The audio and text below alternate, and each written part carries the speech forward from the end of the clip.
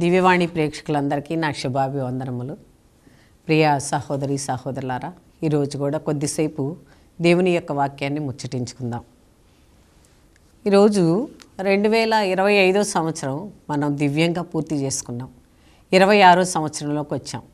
ఎంతోమంది 25 సంవత్సరాన్ని చూడలేక, ఎంతోమంది 25 సంవత్సరంలో ఎన్నో కష్టాలు అనుభవించి, ఎన్నో హాస్పిటల్ పాలయ్యి, ఎన్నో సమస్యల్లో ఉన్నారు. అటువంటి పరిస్థితులు మనకు లేకుండా దేవుడు 26వ సంవత్సరంలో మనల్ని ప్రవేశపెట్టారు. కాబట్టి ఒకవేళ పాత జీవితంలో ఏమైనా లోటుపాట్లున్నా, 25వ సంవత్సరంలో దేవునికి మనం ఏమైనా విరుద్ధంగా ప్రవర్తించినా, లేకపోతే దేవునికి దూరంగా ఉన్నా, ఇంకా ఈ సంవత్సరం మనం ఎక్కువగా ప్రార్థనలు చేసుకొని దేవునికి సన్నిహితంగా, దేవునికి దగ్గర చేరేటట్లుగా మనందరం కూడా ప్రయత్నం చేద్దాం. ఎందుకంటే ఆ దేవాతి దేవుడు మనల్ని ఎంతగానో కాచి కాపాడి ఈ కొత్త సంవత్సరాన్ని, ఈ నూతన సంవత్సరాన్ని మన చేతికి అప్పగించారు. ఈ నూతన సంవత్సరంలో మనం ఒక నూతన వ్యక్తిగా ఒక కొత్త జీవితాన్ని ప్రారంభించి, పశ్చాత్తాపడి పాత జీవితంలో ఉన్నటువంటి పాపాలన్నీ కూడా విడిచిపెట్టి ఈ కొత్త జీవితంలో మంచిగా జీవించడానికి మనందరం కూడా ప్రయత్నం చేద్దాం. అదే కాకుండా ప్రియ సహోదరులారా, మన కుటుంబాలు ఏ విధంగా ఉండాలి అంటే, మన కుటుంబం ఒక యోగ్యమైన కుటుంబంగా, ఒక మంచి కుటుంబంగా మారాలి అని ఆశపడదాం. 26వ సంవత్సరం ఒక రోజున ఒక భక్తుడు ప్రియ సహోదరులారా నిద్రపోతూ ఉన్నారంట. ఆ భక్తుడు ఒక లారీ ప్రయాణం చేస్తూ ఉన్నాడు. ఎక్కడికో ప్రేయర్కి వెళ్ళాలని బయలుదేరిన తర్వాత కొంత దూరం వెళ్ళిన తర్వాత ఆ దేవుడు కనపడ్డారంట. ఆయనకి కనపడి చెప్తున్నారంట, ఈ లారీ దిగేసాయి అని చెప్తున్నారంట. ఈ లారీ దిగేసాయి అంటే ఆయన ప్రయాణం చేసేది ఒక అడవి లాంటి రోడ్డు. ఆ చుట్టుపక్కల ఇళ్ళు కానీ ఏమి కానీ లేవు. ఇటువంటి ప్రదేశాలు దిగమంటున్నారు ప్రభు, ఎందుకు అని భయపడి ప్రభువుని అడిగారంట, అయ్యా ఇంత అడవిలో దిగమంటున్నావు, నన్ను ఏమవుతుంది, ఎందుకు ఇలా దిగమంటున్నావు అంటే, లేదు నువ్వు దిగిపోవాలి అని చెప్పారంట. సరే అని చెప్పి ప్రియ సహోదరులారా, ఆ భక్తుడు దిగి అక్కడ కూర్చొని ప్రార్థన చేసుకుంటున్నారు. ఆ చుట్టూ ఏమి లేవు, ఎవ్వరు లేరు, మనుషులే లేరు. ఏం చేయాలని ప్రార్థన చేసుకుంటా ఒక వ్యక్తికి ఫోన్ చేశారంట. ఫోన్ చేసి, నేను ఇక్కడ అడవిలో దిగిపోయి ఉన్నాను, నన్ను వచ్చి తీసుకెళ్ళండి అని ఫోన్ చేశారంట. ఫోన్ చేసినప్పుడు వాళ్ళు వచ్చి తీసుకెళ్తున్నారంట. ఆ బండి మీద ఎక్కి కొద్ది దూరం వెళ్ళగానే ఏ లారీ అయితే ఆయన దిగున్నాడో ఆ లారీ యాక్సిడెంట్ అయిపోయి, ఆ ప్రమాదంలో ఆ లారీ అంతా కూడా డ్యామేజ్ అయిపోయి, ఆ డ్రైవర్ చనిపోయి, లోపల ఉన్న వాళ్ళు కూడా చనిపోయి ఉన్నారంట. కాబట్టి ప్రియ సహోదరులారా, ఈ ఆపదని ఆయన తప్పించారు. దేవుడు ఈ ఆపదని ఆయన దానిలో నుండి ఇబ్బంది కలగకుండా తప్పించారు. ఎందుకు తప్పించారు అంటే, ఈయన కూడా యోగ్యమైన జీవితాన్ని జీవిస్తున్నారు. మంచి కుటుంబం, మంచి ఇంటి దగ్గర భార్య, ఈ భర్త ఎటుపోయినా కానీ ప్రార్థన చేస్తూ ఉంటుందంట, నా భర్త మంచి వాక్యాన్ని చెప్పాలి, మంచిగా ప్రార్థన చేయాలని. ఆ విధంగా ఆ కుటుంబాన్ని యోగ్యమైన కుటుంబంగా మార్చుకున్నాడు. కాబట్టి ఆ సమయంలో ప్రియ సహోదరులారా, ఆ యొక్క విపత్తు నుండి, ఆ యొక్క బాధ నుండి ఆయన విడుదల దయచేశారు. అట్లనే మన కుటుంబం కూడా యోగ్యతగా ఉన్నప్పుడు, మనం జాగ్రత్తగా ఉన్నప్పుడు దేవుడు తప్పకుండా అనేక బాధల నుండి, అనేక కార్యాల నుండి, అనేక శోధల నుండి విడుదల దయచేస్తారు. ఇక్కడ మన ఇల్లు మంచిగా ఉండాలంటే ప్రతి ఇంట్లో కూడా కుటుంబ ప్రార్థన చాలా అవసరమని దేవుడు చెప్తా ఉన్నారు. కాబట్టి ప్రియ సహోదరులారా, మన కుటుంబం అంతా కలిసి ప్రార్థించుకోవటం, కుటుంబంలో అందరం కలిసి ఏకంగా ప్రార్థించుకోవటం, మంచి ప్రార్థన చేసుకోవటం, మంచిగా జీవించటం అనేది దేవునికి చాలా ఇష్టం. మనం దేవాలయానికి వెళ్తాం కానీ గృహంలో మాత్రం ప్రార్థన చేసుకోం. దేవాలయానికైనా వెళ్తాం, అక్కడ వాక్యాన్ని వింటాం, అక్కడ ప్రార్థన చేసుకుంటాం. కానీ ఇంటికి వచ్చిన తర్వాత ఇంట్లో మాత్రం టీవీలు పెట్టుకొని సీరియల్స్, సినిమాలు చూసుకుంటా, హాయిగా హ్యాపీగా ఫోన్లు చూసుకుంటా గడిపేస్తూ ఉంటాం. కానీ ఇంట్లో మాత్రం ప్రార్థన చేయం. అప్పుడు ఏమవుతుందంటే, ఆలయంలో చేసినటువంటి ప్రార్థన ఇక్కడ ఇంట్లో ఉన్నటువంటి సైతాను శోధనల వలన మనం ప్రార్థన చేసుకోలేం ప్రియ సహోదరులారా. అందుకే మన ఇల్లు కూడా ఒక మంచి ప్రార్థన ఇల్లుగా మారాలి. మన ఇల్లు కూడా ఒక మంచి గృహంగా మారాలి. మారినప్పుడే దేవుడు మనల్ని దీవించి ఆశీర్వదిస్తారని చెప్తున్నారు. గృహంలో ప్రార్థన చాలామంది ప్రియ సహోదరులారా చేసుకోలేరు. కానీ గృహంలో ప్రార్థన చాలా మంచిది. ఇది శ్రేష్టమైన జీవితాన్ని ఇచ్చుద్ది అని చెప్తున్నారు. గృహంలో నివసించేటటువంటి సైతాన్లు, గృహంలో ఉన్నటువంటి శోధనలు, గృహంలో ఉన్నటువంటి ప్రతి ఒక్కటి పోవాలంటే ప్రతి ఒక్కళ్ళు కూడా కుటుంబంలో ప్రార్థన చేయాలి. అప్పుడే ఆ కుటుంబం యోగ్యమైన కుటుంబంగా, మంచి కుటుంబంగా మారుద్ది అని చెప్తున్నారు. శ్రేష్టమైన కుటుంబంగా మారుద్ది అని చెప్తున్నారు. కరోనా టైంలో అయితే అనేక మంది మనం చర్చీలు మూసేశారు. చర్చీలకు వెళ్ళనప్పుడు మనం అందరం కూడా ఇంట్లోనే ప్రార్థన చేసుకున్నాం. ఆ ఇంట్లోనే ప్రార్థన చేసుకోవటం వల్ల ఎన్నో ప్రార్థనా టీంలు ఏర్పడ్డాయి. ఎంతోమంది యూట్యూబుల్లో ప్రార్థనలు చేయటం మొదలెస్తారు. అంతకుముందు ఇవన్నీ కూడా లేవు ప్రియ సహోదరులారా. ఎందుకంటే ఈ విధంగా ప్రార్థనలు చేయటం వలన మన కుటుంబాలు కూడా ఆశీర్వదించబడతాయి. కుటుంబం నిండా కూడా ప్రార్థనలు ఉంటాయి, కుటుంబం నిండా కూడా స్తుతులు ఉంటాయి. నువ్వు ఎప్పుడైతే కుటుంబంలో స్తుతులు చెప్తావో ఆ స్తుతుల మీద నీ దేవాతి దేవుడు ఆసీనమై ఉంటాడు. నీ దేవాతి దేవుడు దాని మీద ఆసీనుడై కూర్చొని నీ ఇంటిని దీవిస్తూ ఉంటాడు. నువ్వు ఎటుపోయినా నీ వెంట వస్తూ ఉంటాడు. నువ్వు ఎటుపోయినా, నీ బిడ్డలు ఎటుపోయినా, నీ కుటుంబ సభ్యులు ఎవరైనా సరే ఎటుపోయినా వాళ్ళకంటే ముందు ప్రభు వెళ్ళి, వాళ్ళకంటే ముందు అన్ని ప్రభు కూడా చూసుకుంటా కార్యాలన్నీ కూడా ఏ ఆపదలు కానీ, ఏ ఇబ్బందులు కానీ, ఏ శోధనలు కానీ నీ దగ్గరకు రాకుండా ప్రియ సహోదరులారా దీవించి ఆశీర్వదిస్తారు అని ప్రభు చెప్తా ఉన్నారు. యెషయా గ్రంథం 8వ అధ్యాయం 1 నుండి 3 వచనాలు చూసినప్పుడు హిజ్కియా ప్రాణాపాయ స్థితిలో ఉన్నప్పుడు గృహంలోనే ప్రార్థించాడు. హిజ్కియాకి ఒక ప్రాణాంతకమైనటువంటి జబ్బు చేసింది ప్రియ సహోదరులారా. ఆ జబ్బు చేసినప్పుడు ఆయన మందిరానికి నడిచి వెళ్ళడానికి కూడా సమయం లేదు, లేకపోతే కుదరటం లేదు, ఆయన లెగవలేడనమాట. అటువంటి పరిస్థితిలో ఉన్నాడు. అటువంటి పరిస్థితిలో ఉండి మనమైతే ఏం దేవుడు అని నిందిస్తాం, లేకపోతే నాకే జబ్బు ఎందుకు వచ్చిందంటాం. నేను పూజల్లో పాల్గొన్నాను కదా, నేను ప్రార్థనలు బాగానే చేశాను కదా, మరెందుకు ఈ విధంగా జరిగిందని ఏదేదో నిందిస్తూ ఉంటాం దేవుణ్ణి. కానీ ఆ హిజ్కియా మాత్రం ఆ విధంగా చేయలేదు ప్రియ సహోదరులారా. ఆయన ఆ ఇంట్లో ఉన్నప్పటికీ, మంచంలో ఉన్నప్పటికీ, మంచంలోనే ప్రభువుని ఎంతో గొప్పగా స్తుతించాడు, ఎంతో గొప్పగా ఆరాధించాడు. మందిరానికి వెళ్ళే పరిస్థితి లేకపోయినప్పటికీ ఆయన ఇంటినే ఒక మందిరంగా మార్చుకున్నాడు, ఆ ఇంటినే ఒక దేవాలయంగా మార్చుకున్నాడు. ఆ ఇంట్లోనే ఎంతో ప్రార్థన చేస్తూ ఉన్నాడు. ఆ విధంగానే మనం కూడా మందిరానికి వెళ్ళినప్పటికీ, మందిరంలో ఏంటంటే చాలామందిని చేరతాం, చాలామందిని కలిసి స్తుతిస్తాం, అక్కడ దేవుడు ఉంటారు. అదే కాకుండా మన ఇంట్లో సైతాన్ శోధనలు లేకుండా ఉండాలంటే ఇంట్లో కూడా మనం స్తుతించాలి అంటున్నారు. యెషయా చెప్తున్నారు, ఇది ప్రభు సందేశం, నీ ఇంటిని చక్కబెట్టుకో. యెషయా వచ్చారు హిజ్కియా దగ్గరికి, ఏమని చెప్తున్నారు, ఇదిగో నువ్వు చచ్చిపోతున్నావు, ఇక నీ ఇంటిని చక్కబెట్టుకో, నీ యొక్క ఇంటిని చక్కదిద్దుకో, అన్నీ సరి చేసుకో, నువ్వు వెళ్ళిపోవటానికి సిద్ధంగా ఉన్నావు. ప్రియ సహోదరులారా, ఈయన ఎంత భక్తుడైతే యెషయా ప్రవక్త వచ్చి నీ ఇంటిని చక్కబెట్టుకో, నువ్వు వెళ్ళిపోతున్నావు అని చెప్తారు. ప్రియ సహోదరులారా, ఆయన చేసిన ప్రార్థన ఆ విధంగా ఉపయోగపడింది. అదేవిధంగా మనం చేసిన ప్రార్థన కూడా మన కుటుంబానికి, మన జీవితానికి, మన ఆరోగ్యాలకి అన్నిటి కూడా ఉపయోగపడే ప్రార్థన మనం చేయాలి. ఆ ఉపయోగపడే ప్రార్థన ప్రియ సహోదరులారా, ప్రార్థన అంటే నోటితో వల్లించటం కాదు, లేకపోతే మందిరంలో ఊరికే కూర్చోవటం కాదు. మనం నిజమైన ప్రార్థన చేయాలి. నీ కోసం నువ్వు మందిరానికి వెళ్ళావు, నీ కుటుంబాన్ని బాగు చేసుకోవడానికి వెళ్ళావు, నీ శరీరాన్ని బాగు చేసుకోవడానికి వెళ్ళావు, నీ ఆరోగ్యాన్ని బాగు చేసుకోవడానికి వెళ్ళావు. కాబట్టి నువ్వు ఆతృతతో ప్రేమ కలిగి దేవుణ్ణి మనస్ఫూర్తిగా ఆరాధించినప్పుడు దేవుడు నిన్ను కూడా దీవించి ఆశీర్వదిస్తారు.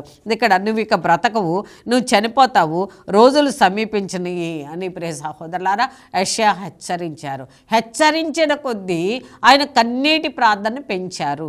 హెచ్చరించిన కొద్దీ ఆయన ఎంతో ఏడ్చారు. అయ్యా ఇదిగో నాకు ఈ విధంగా చెప్తున్నావు కదా, నువ్వు నన్ను క్షమించు, నన్ను దీవించు, నన్ను ఆశీర్వదించు, నేను ఈ లోక యాత్ర ముగించుకొని వెళ్ళిపోతున్నాను. నా బంధువుల్ని లేకపోతే నా కుమారుల్ని, నా కుమార్తెల్ని, లేకపోతే నా బిడ్డల్ని అందరిని కూడా విడిచిపెట్టి వెళ్ళే సమయం వచ్చింది అని ఆయన ఎంతగానో దుఃఖపడుతున్నాడు ప్రియ సహోదరులారా.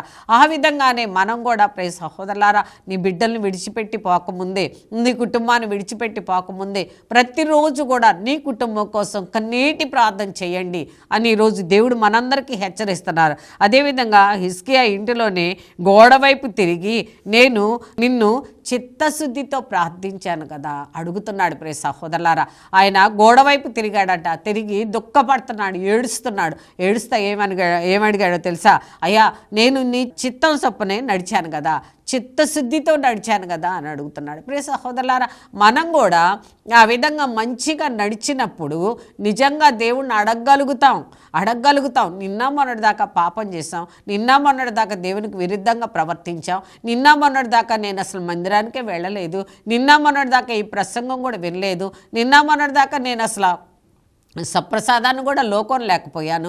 కానీ ఈ రోజు నుంచి దేవుణ్ణి మనం అడగాలంటే ఒకవేళ ముఖం చెల్లకపోవచ్చు. అందుకే ప్రియ సహోదరులారా, ఈరోజే 26వ సంవత్సరం స్టార్ట్ అయింది. ఈ రోజు నుండే ప్రభువా ఒకవేళ పాత జీవితం గతించాలి, పాత జీవితం లేదన్న పాపం ఉంటే క్షమించు, పాత జీవితంలో ఉన్నటువంటి ప్రతి ఒక్క శోధనని తీసివేయ్యా అని ఈ రోజున మనం అడుగుదాం. ప్రియ సహోదరులారా, ఇక్కడ ఆయన అన్నాడు, చిత్తశుద్ధితో ప్రార్థించానయ్యా నేను నిన్ను అని అడగగలిగాడు. ప్రియ సహోదరులారా, ఆయన చేశాడు కాబట్టి అడగగలిగాడు. అదే కాకుండా భక్తితో ప్రార్థించాను, నేనేదో ఊరకే అటు ఇటు చూస్తా శోధిస్తా ఏదేదో చేయలేదు ప్రభువా, నిజమైన హృదయంతో నిజమైన భక్తితో నిన్ను ప్రార్థించాను ప్రభువా, నీ మాట చొప్పున నడుచుకున్నాను అనేను. దేవునికి స్తోత్రం. ప్రియ సహోదరులారా, నీ యొక్క మాట చొప్పున, నీ యొక్క మాట ఏదో ఆ మాట నువ్వు ఏం చెప్పావో దాని ప్రకారంగా, నువ్వే విధంగా నడవమన్నావో దాని ప్రకారంగా నడుచుకున్నాను, దాని ప్రకారంగా జీవించారు ప్రభు అని ఆయన అడుగుతున్నాడు. మిక్కిలుగా దుఃఖించి ప్రార్థించాను. దేవునికి స్తోత్రం. ఆపద వచ్చింది, అవసరం వచ్చింది. ప్రియ సహోదరులారా, చచ్చిపోతావు అన్నారు. ఒక్కొక్కసారి మన ఎంతోమంది మంచంలో కొట్టుకులాడుతూ ఉంటారు, ఇంకా ఇప్పుడు కాసేపు అన్నప్పుడు ఆ సమయంలో కూడా విడిచిపెట్టకుండా దేవుణ్ణి అడుగు అని చెప్తున్నారు. ఈ మాట ద్వారా మనకు అర్థమవుతుంది. ఆ సమయంలో కూడా హిజ్కియా విడిచిపెట్టకుండా ఇంకే ఉందిలే, చచ్చిపోతున్నాను కదా, ఇంకేం ప్రార్థన చేయగలంలే అని నిరుత్సాహపడలా, అని వెనుకకు తిరగల. ప్రియ సహోదరులారా, మిక్కిలిగా దుఃఖించి ప్రార్థన చేశాడు. ఇక్కడ ప్రార్థన అంటే ప్రియ సహోదరులారా, దేవాలయంలో మాత్రమే కాదు, ఇంట్లో కూడా, ఇంటిని దేవాలయంగా మార్చుకొని ఇంట్లో కూడా మనం ప్రార్థన చేయగలం. హిజ్కియా ఆ విధంగా ప్రార్థన చేసి ఇంట్లోనే దేవునితో మాట్లాడగలిగాడని చెప్తున్నాడు. కానీ హిజ్కియా తన ఇంటిని ఒక దేవాలయంగా మార్చుకొని విశ్వాసంతో ప్రార్థించారు, నమ్మకంతో ప్రార్థించారు. ప్రియ సహోదరులారా, ఏమంటే ఆయన పలుకుతారు, ఏదో ఒకటి చేస్తారు అని ఆశపడి ప్రియ సహోదరులారా విశ్వాసంతో ప్రార్థించారు. అదే కాకుండా నిరీక్షణతో పట్టుదలతో ప్రార్థించారన్న. నిరీక్షణ, ఒక్కవేళ దేవుడేమన్నా సమాధానం ఇస్తారేమో, ఒకవేళ దేవుడేమన్నా పలుకుతారేమో, ఒకవేళ దేవుడేమన్నా మాట్లాడతారేమో అని నిరీక్షణతో ఆశతో ప్రార్థించారు. ప్రియ సహోదరులారా, ఎప్పుడైతే ఆ విధంగా ప్రార్థించారో వెంటనే ఆయన యొక్క ప్రార్థన దేవుడు ఆలకించారు, ఆయన యొక్క మాట దేవుడు ఆలకించారు. ప్రియ సహోదరులారా, ఎప్పుడైతే ఆలకించారో ఆయన వెంటనే జవాబిచ్చారు. ఏమనంటే, నీకు 15 సంవత్సరాలు జీవం ఇస్తున్నాను. దేవునికి స్తోత్రం. ప్రియ సహోదరులారా, పెద్ద గాయంతో, లేకపోతే పెద్ద పుండుతో, లేకపోతే పెద్ద అనారోగ్యంతో, లేకపోతే పెద్ద క్యాన్సర్తోనో, ఏదో మొత్తానికి భయంకరమైన జబ్బు, చచ్చిపోయే జబ్బు, ఆ జబ్బు వచ్చినా కానీ ఆయన మాటతో స్వస్థపరిచారు, ఆయన యొక్క చిన్న మాటతో స్వస్థపరిచారు. కాబట్టి ప్రియ సహోదరులారా, ఆయన యొక్క ప్రార్థన ఆలకించారు. ఈ రోజున మనకు కూడా ఎటువంటి జబ్బున్నా, ఎటువంటి బాధలున్నా, ఎటువంటి శోధనలున్నా, ఎటువంటి ఇబ్బందులున్నా, కుటుంబ సమస్యలున్నా, ప్రతి ఒక్క దానికి కూడా దేవుని దగ్గరకు వచ్చి దేవుని ప్రార్థించి చూడు, దేవుని అడిగి చూడు అని చెప్తున్నారు. ఈయన ఏ విధంగా మంచి ప్రార్థన చేశారో అంతకుముందే చేస్తున్నారు. అందుకే గుర్తు చేస్తున్నారు దేవుడికి, అయ్యా నువ్వు చెప్పినట్లుగా నేను విన్నాను, నువ్వు చెప్పినట్లుగా నేను చేశాను, నువ్వు చెప్పినట్లుగా నేను అనుసరించాను, ఆ విధంగా అనుసరించాను, కాబట్టి మీరేమైనా నా మీద జాలి పడండి ప్రభు అని అడిగినప్పుడు ప్రియ సహోదరులారా తిరిగి 15 సంవత్సరాలు జీవాన్ని ప్రసాదించారు. దివ్యవాక్కు కార్యక్రమంలో ఇప్పుడు ఒక చిన్న విరామం తీసుకుందాం.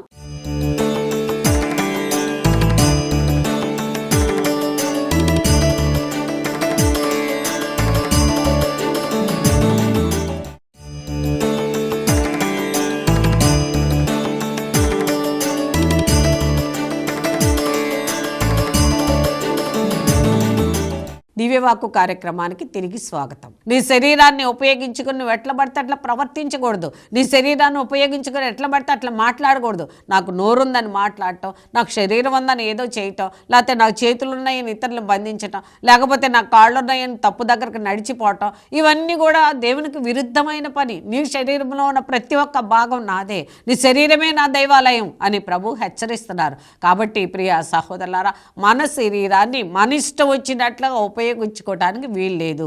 ఈ బాడీని ఆయన ఇచ్చారు, ఇది ఆయన శరీరం, ఇది ఆయన దేవాలయము అని ప్రభు చెప్తా ఉన్నారు. ఇంట్లో కూడా ప్రార్థన ఉండాలి. కీర్తనల గ్రంథం 18వ కీర్తన 23వ వచనం నుండి 26వ వచనం వరకు కీర్తనకారుడు అన్నాడు, గృహములో చేసిన కన్నీటి ప్రార్థనకు దేవుడు ఆలకించి అతనిని దోషరహితుడిగా ఎంచెను. దేవునికి స్తోత్రం. ఆయన ఇంట్లో కూర్చొని ప్రార్థన చేస్తున్నారంట. కన్నీటి ప్రార్థన చేస్తున్నారు. దేనికోసం? ఆయనకున్న కష్టాల కోసం, ఆయనకున్న బాధల కోసం, ఆయనకున్న శ్రమల కోసం, ఆయనకున్న ఇబ్బందులన్నీ కూడా జ్ఞాపకం చేసుకొని కన్నీటి ప్రార్థన చేశాడంట. దేవుడు అతని ప్రార్థన ఆలకించి దోషరహితుడుగా, అంటే ఆయన పాపాలన్నీ కూడా క్షమించాడు, ఆయన క్రియలన్నీ కూడా క్షమించారు, దోషరహితుడుగా ఎంచెను అని చెప్తున్నారు. కాబట్టి ప్రియ సహోదరులారా, మనం కూడా కూర్చొని దేవుడిని అడగాలి, అయ్యా నేను పాపిని, నా పాపాన్ని క్షమించు, నా పాపాలు మన్నించు, నన్ను దీవించు అని మనం కూడా అడగాలి. ప్రియ సహోదరులారా, అడగండి నీకు ఇస్తానని చెప్పారు కదా దేవుడు, అందుకే అడిగితే క్షమిస్తారు. కాబట్టి ఇక్కడ కూడా ఆయన దోషరహితుడుగా ఎంచెను, ఆయన పాపాలన్నీ విని క్షమించి దోషరహితుడిగా ఎంచెను అని చెప్తున్నాడు. నేను పాపమునకు దూరంగా ఉన్నానని పలికెను. దేవుని స్తోత్రం. ఆ పాపానికి నువ్వు దూరంగా ఉన్నావు అని పలికారంట దేవుడు. నేను ధర్మ ప్రవర్తించటం వలన ఆయన నన్ను రక్షించెను. దేవుని స్తోత్రం. నా ప్రియ సహోదరులారా, ఎవరిని రక్షించాడు? అక్కడ ఎవరైతే ధర్మ ప్రవర్తించారో వాళ్ళని మాత్రమే రక్షించాడు. మన ప్రవర్తన ఎట్లా ఉంది? ఈ రోజున మనం చర్చించుకోవాలి, ఆలోచించుకోవాలి. నా ప్రవర్తన ఎలా ఉంది? నేను ఏ విధంగా జీవిస్తున్నాను? నా ప్రవర్తనలో ఏమన్నా మార్పు ఉందా? నా ప్రవర్తనలో ఏమన్నా తప్పు ఉందా? నా ప్రవర్తన ఒకవేళ తప్పుగా ఉంటే ఏం జరుగుద్ది అనేది మనం ఆలోచించుకోవాలి. ఆలోచించుకొని ప్రియ సహోదరులారా, నేను ధర్మ ప్రవర్తించాను కాబట్టి కీర్తనకారుడు పలుకుతున్నారు. ఇక్కడ మనం కూడా ఆ విధంగా ప్రవర్తన మార్చుకోవాలి, మన మాట మార్చుకోవాలి, మన క్రియలన్నీ కూడా మార్చుకోవాలని ప్రభు చెప్తా ఉన్నారు. ప్రవర్తన వలన ఆయన నన్ను రక్షించెను, నా మంచి ప్రవర్తనకు తగినటువంటి ఫలితాన్ని ఇచ్చెను. దేవుని స్తోత్రం. అంటే ఇక్కడ దేవుడు ఫలితాన్ని దేనికి ఇస్తున్నారండి? ఎవరైతే మంచి ప్రవర్తిస్తారో అటువంటి వాళ్ళకే నోటి దురుస్తనం, తొందరపడుతనం, ఇట్లాంటివన్నీ కూడా ప్రియ సహోదరులారా దేవునికి ఇష్టం ఉండదు. ప్రభు అన్నారు, నువ్వెంత తక్కువ మాట్లాడితే నాకు అంత ఇష్టం అని చెప్తున్నారు. ఎక్కువ విస్తారమైన మాటల్లో దోషం ఉంటుందని చెప్తున్నారు. కాబట్టి ప్రియ సహోదరులారా, దేవుడు నీకు ఫలితం ఇవ్వాలంటే, నీ ప్రవర్తన సక్రమంగా మారాలంటే, నీ ప్రవర్తన మారితే నీకు దేవుడు ఫలితం ఇచ్చేది వేరుగా ఉంటుంది, అధికమైన ఫలితం ఇస్తుంది. అది ఆరోగ్యమా, అది పంట పండటమా, అది బిడ్డలను అభివృద్ధి చేయటమా, లేకపోతే కుటుంబాన్ని అభివృద్ధి చేయటమా, లేకపోతే అందరిలో గుర్తింపు పొందటమా, లేకపోతే ఉన్నతమైన స్థానంలో నిలబెట్ట, అది ఏదైనా సరే ప్రతి ఒక్కటి కూడా నువ్వు ఎప్పుడైతే ప్రవర్తన సక్రమంగా ఉంచుకుంటావో ఆయన నీకు తగినటువంటి ఫలితాన్ని, బహుమతిని ఇవ్వబోతున్నారని చెప్తున్నారు. అదే కాకుండా ప్రభు నీవు నీతివంతుల పట్ల నీతిగానే ప్రవర్తిస్తావు. దేవునికి స్తోత్రం. నా ప్రియ సహోదరులారా, మనం గనక నీతిగా ప్రవర్తించాలని ప్రయత్నం చేస్తేనంట దేవుడు మన చేయి పట్టుకొని నీతిగా ప్రవర్తించటానికి నడిపిస్తారు. మనం ఎప్పుడైతే అవినీతిగా ప్రవర్తిస్తానికి ఇష్టపడతామో అటువంటి ప్రవర్తనలో దేవుడు ఉండరు, అటువంటి ప్రవర్తన గల జీవితంలో దేవుడు రారు ప్రియ సహోదరులారా. అందుకే ఇక్కడ కీర్తనకారుడు చెప్తున్నాడు, ప్రభువా నీవు నీతివంతుల పట్ల నీతిగానే ప్రవర్తిస్తావు, అవినీతి పట్ల అవినీతిగానే ఉంటావు. అవినీతి ప్రవర్తన గల వాళ్ళని దేవుడు క్షమించరు ప్రియ సహోదరులారా. వాళ్ళకి కఠినమైనటువంటి ఒకవేళ శ్రమలు ఉండవచ్చు. కాబట్టి ఆ శ్రమలు రాకమునిపే, ఆ ఇబ్బందులు రాకమునిపే, ఆ శోధనలు రాకమునిపే దేవుణ్ణి అడిగి చూద్దాం, అయ్యా నేను మానవుని, లోకంలో ఉన్నాను, ఏదో మిస్టేక్ చేశాను, ఏదో పొరపాటు చేశాను, నా తప్పు క్షమించు, నా తప్పు మన్నించు, నీ చిత్తమైతే నన్ను దీవించి ఆశీర్వదించు అని మనం అడగాలి. నా తప్పులన్నీ తీసివే ప్రభు అని అడగాలి. ఉత్తములు ఎడల ఉత్తములుగానే ప్రవర్తిస్తావు. దేవునికి స్తోత్రం. ఎవరైతే ఉత్తములుగా ఉన్నారో వాళ్ళ పట్ల అంట దేవుడు ఉత్తమముగానే ప్రవర్తిస్తారంట, ఉత్తమముగానే జీవిస్తారంట. అదే కాకుండా శుద్ధము లేని వారి పట్ల నీవు అలానే ప్రవర్తిస్తావు. ఎవరైతే శుద్ధి లేకుండా జీవిస్తున్నారో అటువంటి వాళ్ళ పట్ల దేవుడు అలానే ప్రవర్తిస్తారంట. కాబట్టి ప్రియ సహోదరులారా, మన జీవితాన్ని తొందరపడి శుద్ధి చేసుకోవాలి, మన జీవితాన్ని తొందరపడి తప్పులు మన్నించమని అడగాలి, మన జీవితాన్ని తొందరపడి అడగాలి. ఈ రోజున 26వ సంవత్సరాన్ని దేవుడు ఇచ్చారు బహుమతిగా. ఈ సంవత్సరం నువ్వేం చేయబోతున్నావు, ఈ సంవత్సరం నువ్వే విధంగా ప్రవర్తించబోతున్నావు, ఈ సంవత్సరం నువ్వే విధంగా జీవించబోతున్నావు. 25వ సంవత్సరం కంటే ఎక్కువ తప్పు చేయబోతున్నావా, 25వ సంవత్సరం కంటే తక్కువ తప్పులు చేయబోతున్నావా, మంచి జీవితాన్ని జీవించబో. 25వ సంవత్సరం తక్కువ ప్రార్థన చేసాం, 26వ సంవత్సరం కూడా అంతకంటే తక్కువ చేయబోతున్నామా, లేకపోతే దాన్ని పెంచుకోబోతున్నామా? ఇదంతా కూడా మన ప్రవర్తన బట్టే మన జీవితం. ప్రియ సహోదరులారా, నువ్వు ఎంత మంచిగా ప్రవర్తిస్తే అంత నీ జీవితం అభివృద్ధి అవుద్ది, అంత నీ జీవితం సుందరంగా ఉంటుంది, అంత నీ జీవితం ఆరోగ్యంగా ఉంటుంది, అంత నీ జీవితం సంపదలతో ఉంటుంది అని ఈరోజు ఈ వాక్యం ద్వారా మనం తెలుసుకోవచ్చు.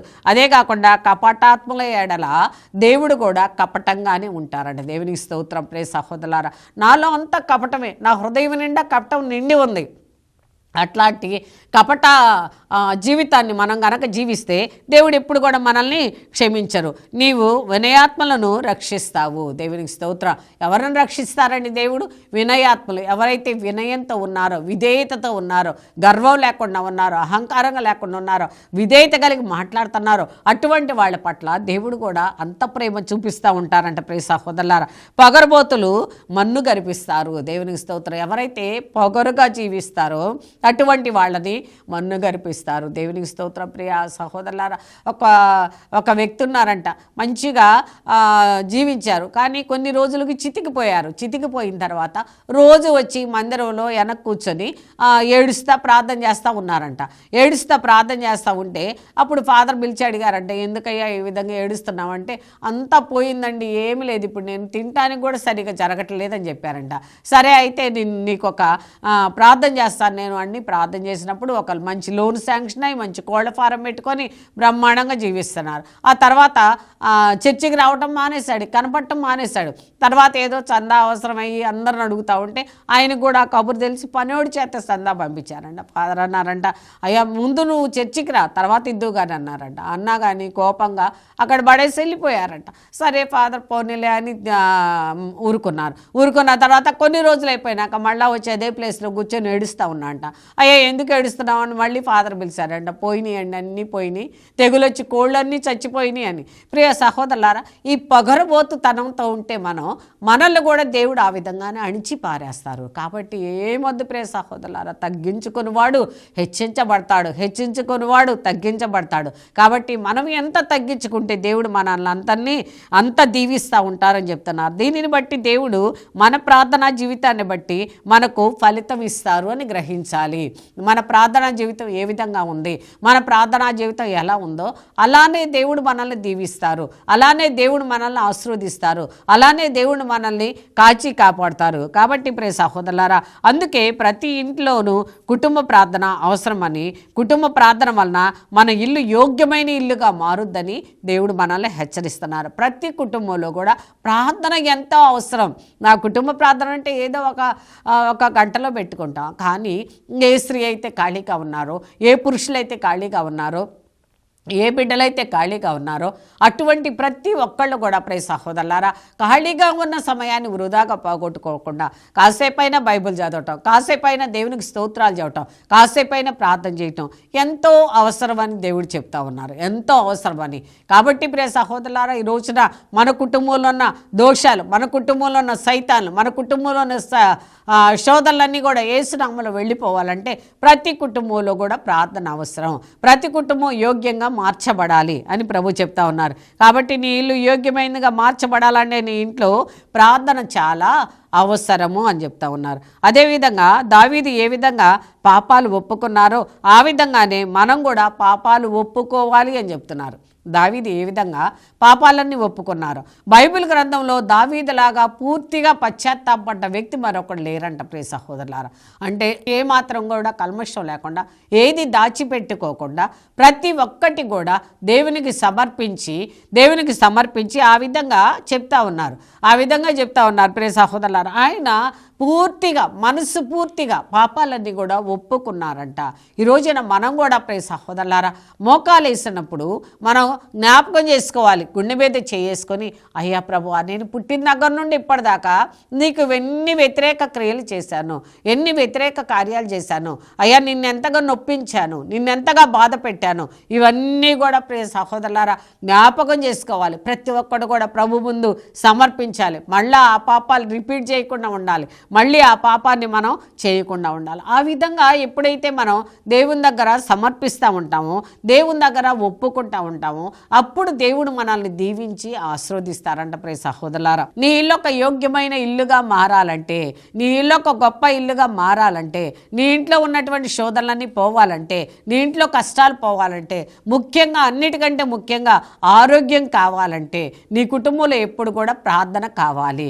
ఒకవేళ నువ్వు గనక ప్రార్థించలేకపోతే నీ కుటుంబంలో అనేక బాధలు, నీ శరీరంలో అనేక రోగాలు, నీ కుటుంబంలో అనేక అప్పుల భారాలు, ఈ రకరకాలుగా అనేకమైనవి ఉంటాయి. కాబట్టి ఇవన్నీ కూడా పోవాలంటే ప్రియ సహోదరులారా నువ్వు కూడా పాపాలని ఒప్పుకొని ప్రార్థన చేయన్నాడు.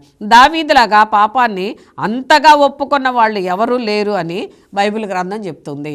ఈ రోజున నేను కూడా ఆ విధంగా పశ్చాత్తాపడే దేవుణ్ణి పాపాలు ఒప్పుకోగలిగినటువంటి మనసు నాకు దయచేయి ప్రభు అని మనం ముందు అడగాలి ప్రియ సహోదరులారా. అవే కాకుండా నా పొరపాట్లన్నీ కూడా జ్ఞాపకం చేయి ప్రభు అని ప్రభువుని అడగాలి.